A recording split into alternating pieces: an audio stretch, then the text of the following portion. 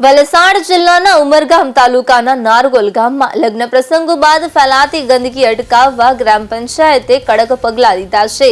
સરપંચ sweetie યતીન ભંડારીએ જાહેર સૂચના આપી આયોજક પરિવારોને સ્પષ્ટ ચેતવણી આપી છે કે પ્રસંગ પૂર્ણ થયા બાદ મંડપ અને આસપાસની સફાઈ કરવી ફરજિયાત રહેશે।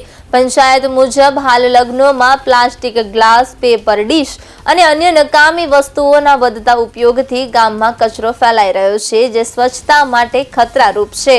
આથી આયોજકોને ખાનગી મજૂરો રાખી કચરો યોગ્ય જગ્યાએ નિકાલ કરવા સૂચના આપવામાં આવી છે। સાથે જ પ્લાસ્ટિકના ઉપયોગને ટાળીને સ્ટીલના વાસણો અને ઇકો ફ્રેન્ડલી વિકલ્પો અપનાવવાનો અનુરોધ કરવામાં આવ્યો છે। જો નિયમોનું પાલન નહીં થાય તો આયોજકો પાસેથી સફાઈ ખર્ચ વસૂલાશે અને દંડાત્મક કાર્યવાહી થશે। સરપંચે જણાવ્યું છે કે ગામની સ્વચ્છતા જાળવવી સૌની જવાબદારી છે અને સૌના સહકારથી જ સ્વચ્છ નારગોલ સુંદર નારગોલ અભિયાન સફળ બનશે।